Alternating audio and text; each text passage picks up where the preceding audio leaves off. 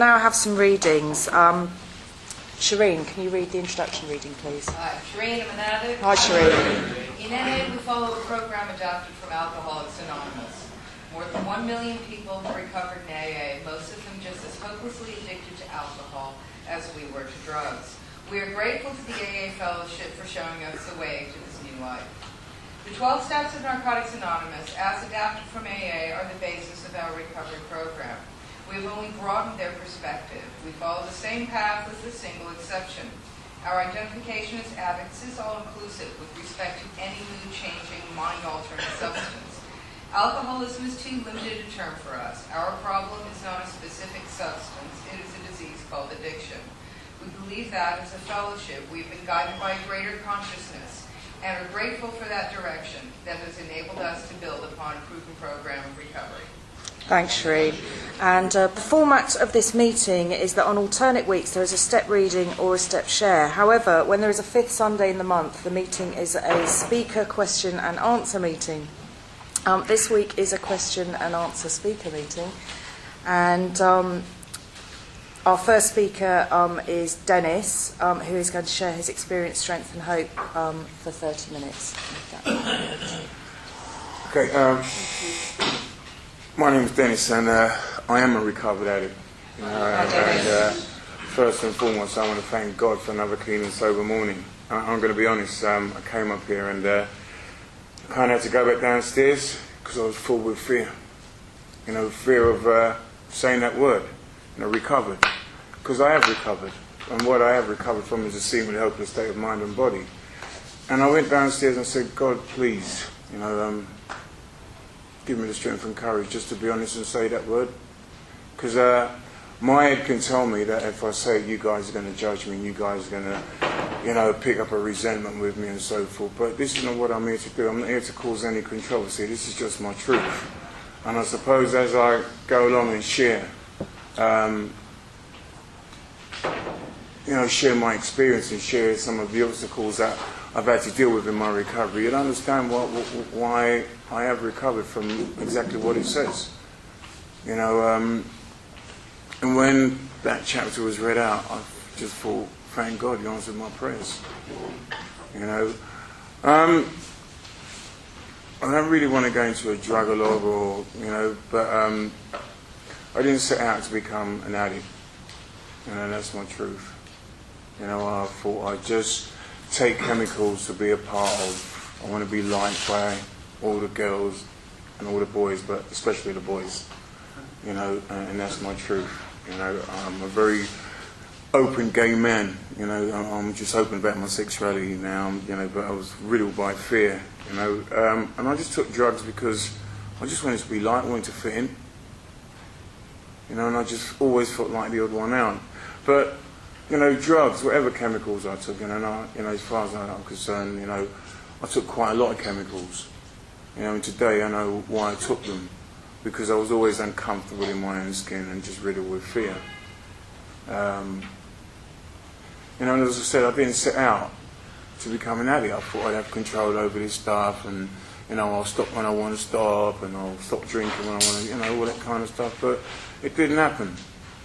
And as much as I tried to stop it, I couldn't stop. There's many excuses why I drank and took drugs.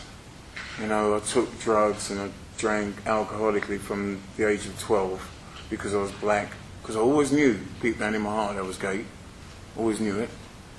I continued to drink when I had relationships with women and fathered like 3 kids. Well, just recently found out that I've got a 4th child, and he's a joy to be with. I just took drugs, and the reason why I took drugs and drank in that way is because I was wrapped up with fear. And this continued for ages, and major consequences as well through drinking and taking drugs, in and out of prisons from a very early age as well. And that's me. The but for me is, I had many people in my life that told me that you got a problem, you need to sort it out. But I would turn around and say, no, you're the problem. My mum would say to me, look, you're drinking and taking drugs is ruining you, and it's hurting us. my sisters, my brothers, even my late father. And, you know, I used to say to my late father, because he was an alcoholic, he's like, you know, who the hell are you to tell me what to do with my life? You know, you haven't done much for us. And I was really resentful towards that man. You know, and people would say that to me. And for me, I remember sort of getting involved in a first gay relationship with someone, and you know, I was drinking and taking drugs, and it was having major consequences in my life. And he gave me an ultimatum that, you know, it's either the drugs or him. And I thought, okay, I really want him, I really love him, and yeah, I laugh about that today, but that's another story. But the ultimatum that he gave me was I needed to do something about this, and I did, and I went into a detox in 1989, and this is when Narcotics Anonymous was put an offer to me. And then there was people back then who I used to use with, and I used to associate with certain people that lived on the criminal fraternity, and I saw how much their lives had changed, but I never believed anyone, I never trusted anyone, and I had lots of reasons not to trust people, you know. And the reason for me why I didn't trust people was, you know, being sexually abused by people, you know, men of the cloth, child psychiatrists, teachers, you know, my uncle and his 3 sons and his daughter. So I had lots of reasons why Dennis couldn't trust anybody, you know, much less himself. And many suggestions would be get a sponsor and allow someone to take you through the program and so forth. And for me, it was like, do you know what? I ain't gonna do nothing you people tell me, and I didn't. And then I stayed around the fellowship for 6 years, but I was still stark raving mad. You know, in the other fellowship they call it a dry drunk. Nothing had changed. I was still as angry as hell. You looked at me, what would come out of my mouth would be totally unacceptable. Whether it be my parents, whether it be my kids, whether it be my brothers or sisters, anyone on the general public, you know, it would just be a barrage of abuse, you know. I just couldn't cope with life. And then, to kind of cut a long story short, you know, emotionally I've never been able to cope with life. Never, ever, ever. You know, and in 1996 I was diagnosed with being HIV positive.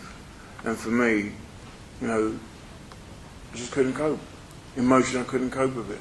I didn't speak to anybody about it.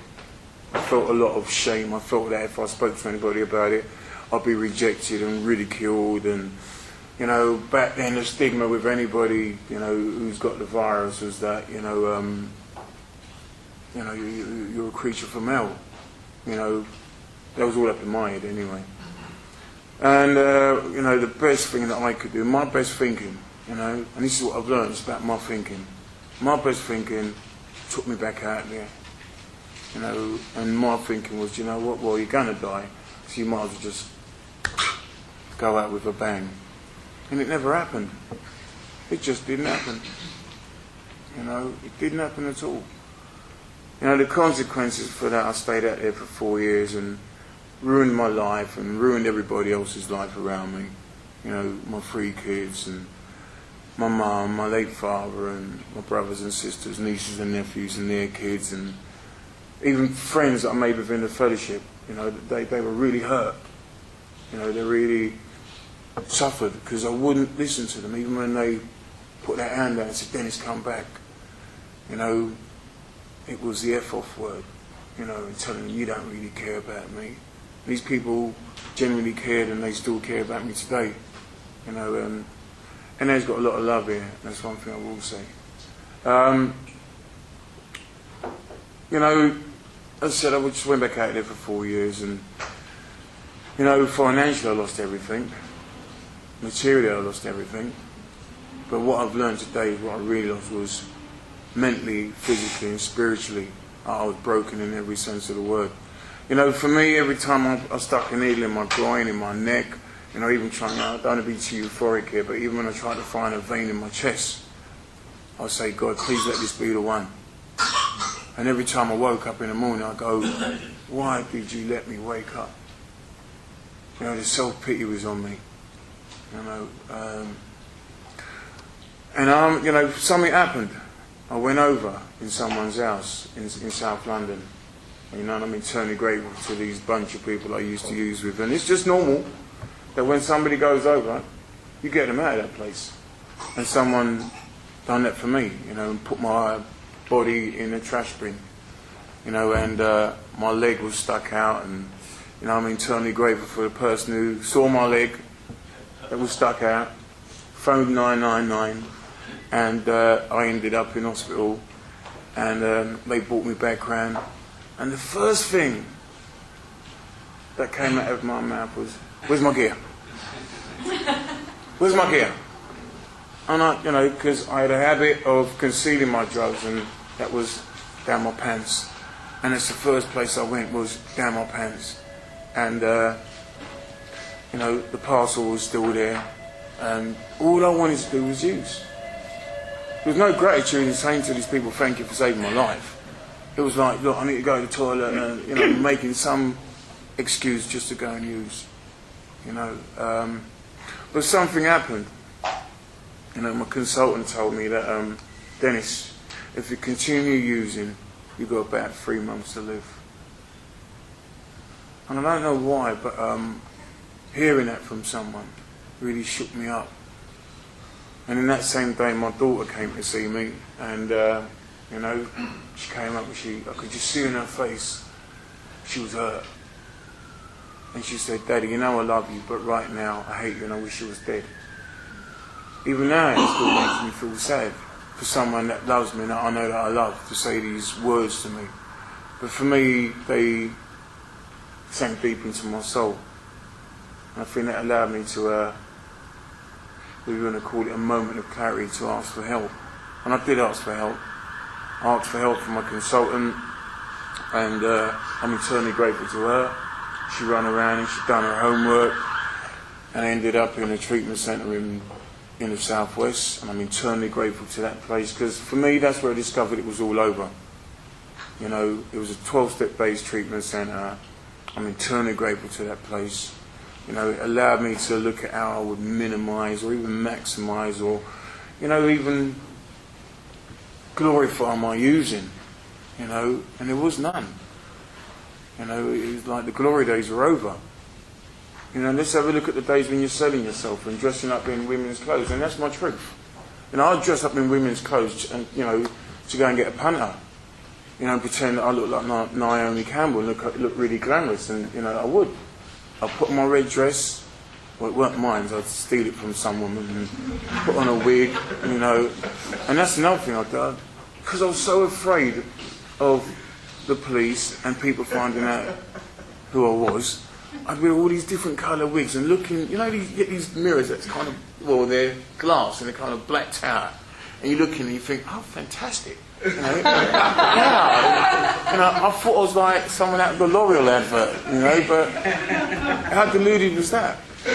And the truth of it, I never had no teeth when I came into fellowship. I was as skinny as a rake, and I thought I looked fantastic, you know. And something happened. I remember getting into a person's car, and when I looked around, it was someone that I knew, you know, and that was the stuff that I had to deal with, the embarrassment. I remember jumping out of that person's car. You know, these are the things that I do. You know, I'm not a nice person when I take drugs.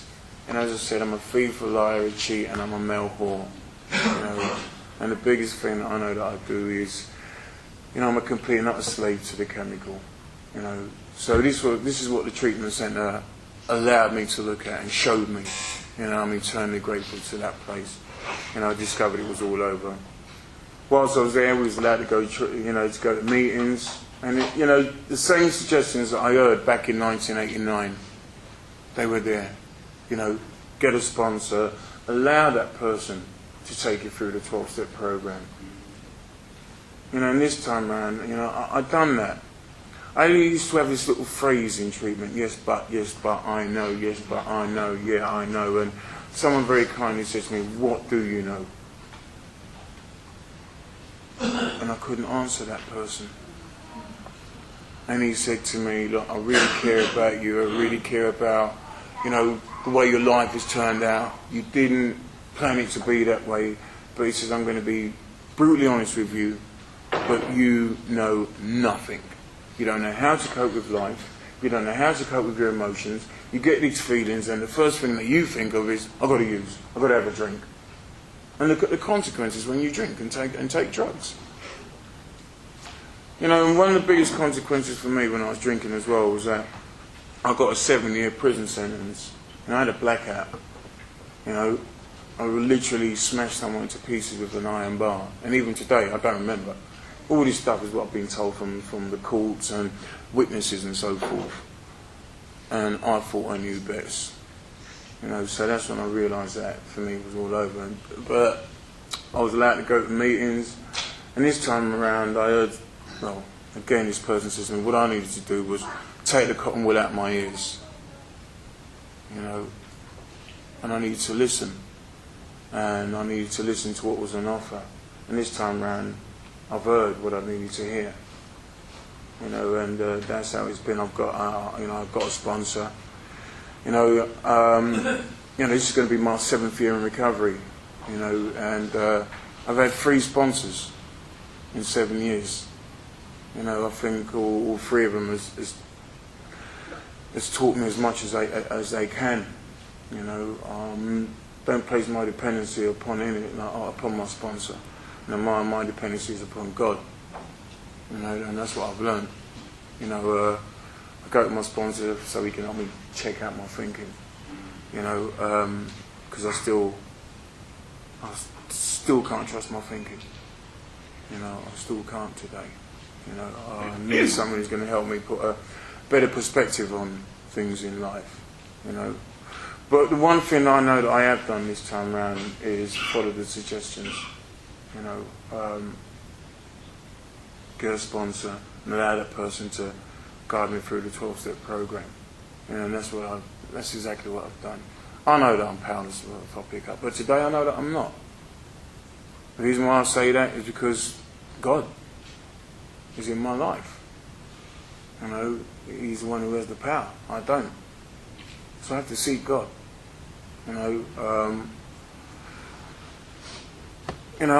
It's just you guys allow me to believe, just willing to believe in something greater than myself. And that's the truth.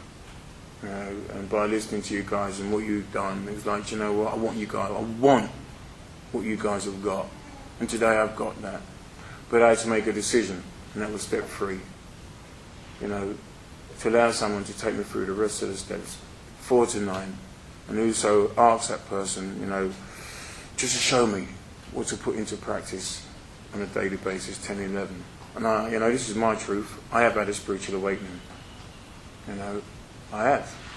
Because my days when I wake up in the morning isn't about running around, to sell myself, to get a crack pipe or to get a bag of heroin, to stick in my body. When I wake up in the morning, for me, it's about, surrender to God. And I do believe in God, not on a religious level, on a spiritual level. Someone once said to me, the 12-step program is about going within and finding God. And I truly believe that I have found God. God speaks through each and every one of you guys, whether you be a newcomer or an old-timer. That's what I've learned. When a newcomer comes in here and tells me how painful it is, I say, thank you, God. Because what that newcomer is telling me is, Dennis, don't ever let up on what you're doing today. Because the moment you think you can run the show, do you know what? Your head may take you back out there. I thank newcomers. I don't need any reminder of where I come from. I don't.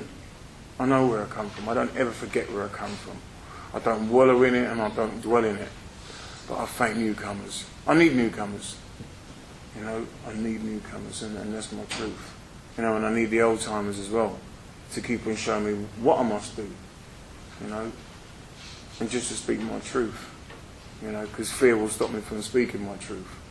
And I know what fear is. It's just centered in my mind. I just do what's suggested today. I'm free to give back. was given to me.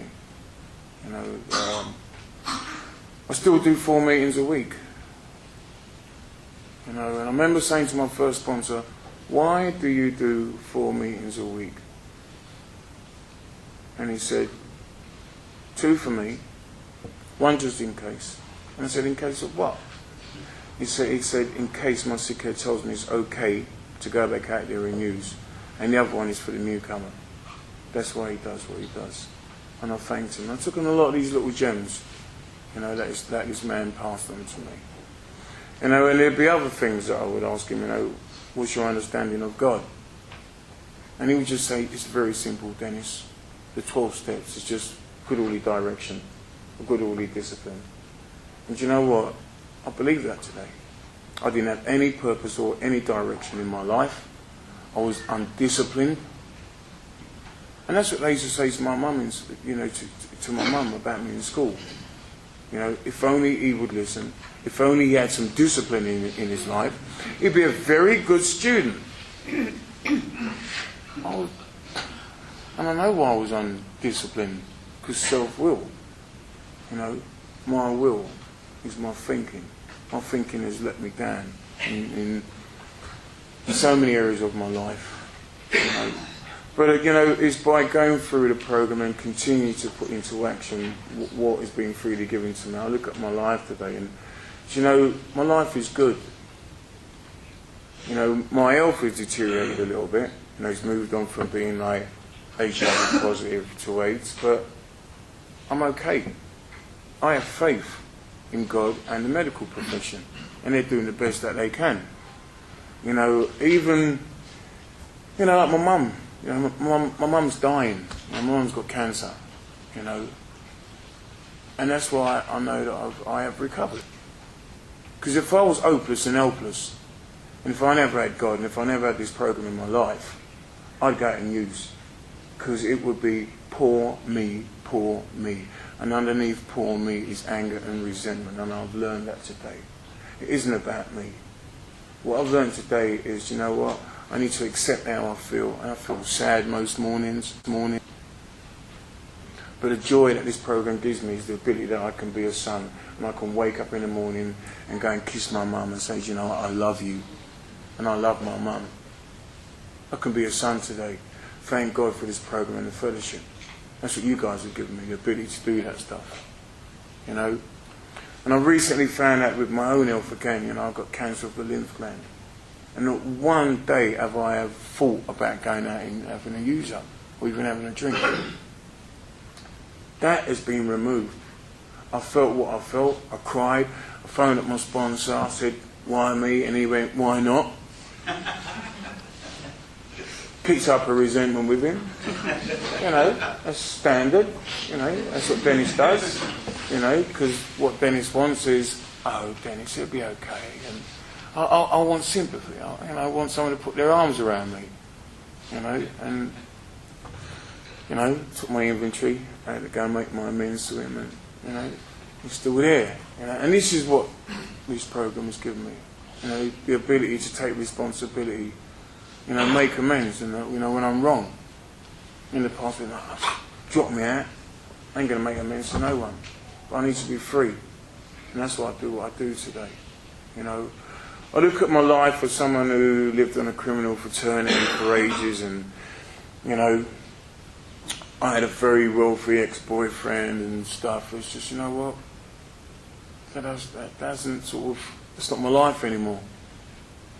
You know, I have a job that I love, and I left school without any education. You know, I've got a few qualifications underneath my belt, and I'm okay with that. You know, I've been around a little while, but you know what? The one thing I always remain is teachable. That's what someone said to me. Like, always remain teachable. Because the day when you think you know everything is the day when your head will take you back out there. You know, I've had so many rewards of life. You know, I just tell myself I could never dress up in drag. And the other day, like, my mate had a party and we all had to dress up in drag, and I thought, you know what, I'm going as Beyonce. I am going as Beyonce. you know. And I went over North London, and I've got these wigs, and I've got my hair put up like that, and I just, you know, and I went to my sister, look, please, I need to buy that gold belt of yours. Right? She went, why? You know, I said, I'm going to, you know, just a bit of drag, and she goes, but you look good in what you're wearing, but she goes, well, them feet, you ain't going to find no shoes to fit them. You know, and it's the joys that I get. I've had so many joys in my recovery. You know, the joys of travelling as well, you know, to go to Australia and go and see my brother in the Cayman Islands and go and meet friends in New York again. And, you know, it's been fulfilling, it's been rewarding, you know, and also, you know, also friends from my past as well, you know, to kind of rekindle relationships with them and just accept them for who they are. You know, I don't know, I just know that, you know, I look at my life today, you know, and I feel really blessed. And I will tell you from now, you know, I don't take any credit for anything. Just, I don't. Because there's something that is in one of the cards, and it says, you know, before we came to Narcotics Anonymous, you know, we could not manage our own lives. I could not manage my own life. I couldn't manage my feelings, I couldn't manage my emotions, I just couldn't cope with life. And each day, you know, my gratitude is just to the fellowship. I write gratitude list every day to the fellowships that I attend. You know, I'm eternally grateful for what you guys have given me. You know, you guys have given me, you know, a solution to everything. You know, if I'm full of resentment, I know what to do today. If I'm full of fear, I know what to do today. Before, fear would grip me where I would just run. You know, and there's certain little phrases that go with that word. You know, but today, I just face everything and recover. You know, I look at my life and it's good. You know, not every day is a fantastic day for me. But the one thing that I have learned, I don't have to use. That's not the solution for me anymore. I used to think it was. You know, for me today, when I don't use, there isn't any consequences. You know, there is a lot of pain, but there's also a lot of joy in my life. You know, there's a lot of pain in my life at the moment. But each day that I get down on my knees or at the end of an evening and thank God for a clean and sober day, that's a joy for me. Each night I put my head on my pillow, that's the joy. Because I ask God, you know, just direct me. Just direct me and just keep me focused on my recovery. And just allow me to be of maximum use to my fellow human beings and him. Because this is what this is all about. You know, there's people in this room that came here before me, you know, and I will mention this person's name, you know, Gary, you know, he inspired me. When I first came back to London, I still had this hopeless head on my shoulder. And I heard where this fella come from. And he inspired me. I don't see a lot of Gary. I don't. But whenever I do, there's a lot of love there. You know, there's a few other people in the room that's inspired me. Because I've seen them change. And you know what? That's the joy. To see other people come into the fellowship as broken as I was. And see them change. And rekindle relationships that were broken. You know, I've seen it with Michael. You know, joy. I see it with Frankie. I see it with quite a few people. And that's a joy, just to sit back and watch people grow. You know, pick up their beds and become productive members of society again. You know, not running away from the police or dodging the poll tax. Oh, that's big stuff. You know, I'm going to kind of wrap it up there, but you know what? As my mum would say, you know, if you want proof that this program works, you know, just look around you.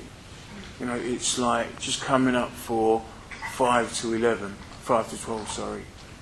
You know, I know before I came in here, at 5 to 12, I'll be sitting in some crack house, you know, asking someone for a filter.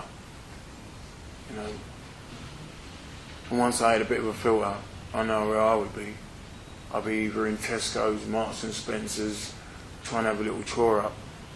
And today I don't do that. You know, so many things that I've been given in recovery. And I remember coming in, I owed the bank a large sum of money. I don't owe anyone nothing. Freedom.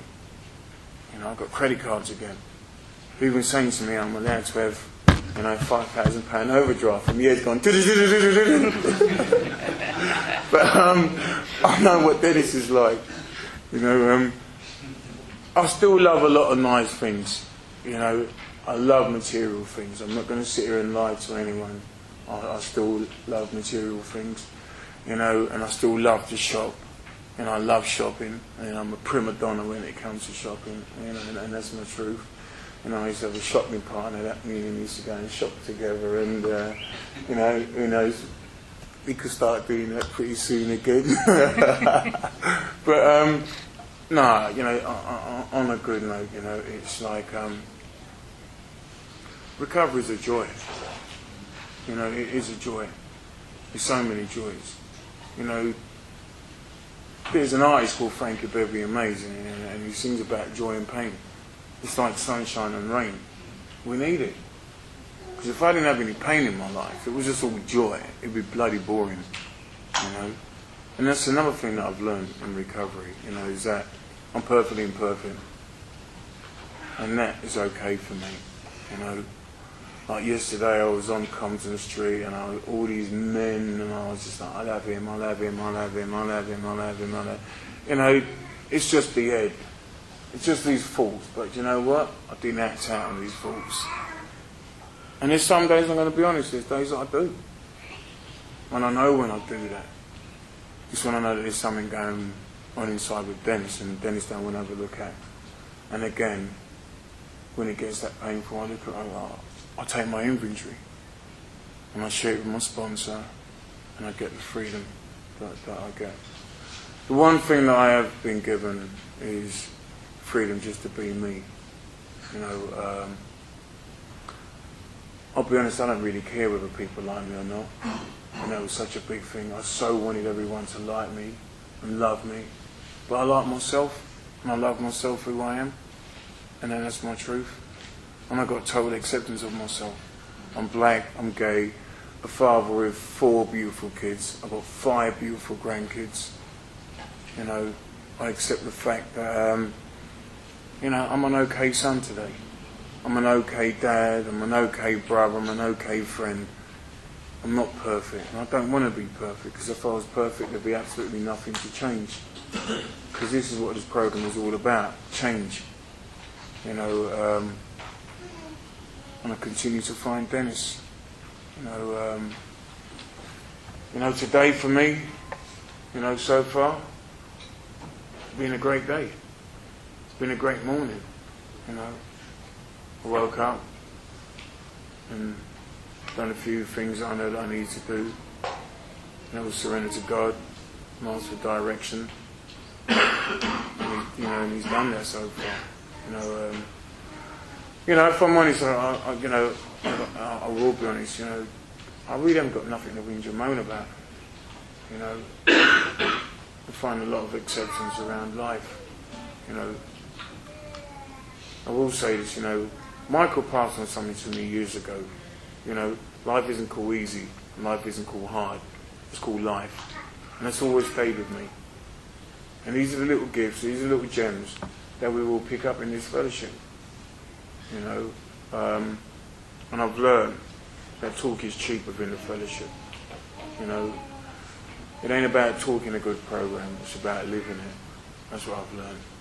You know, I can come here and spiel off and can read, whether it's the NA big book or the AA big book or whatever, you know. But if I'm not following the principles that's in either of those books, you know, all I'm doing is just lying to you guys and lying to myself most of all. But again, I just want to, you know, thank God, and, you know, thank you guys for listening to me, and yeah, just leave it there. Thank you. Thank you, Dennis. That's great. Thank you very much, Dennis. Thank you.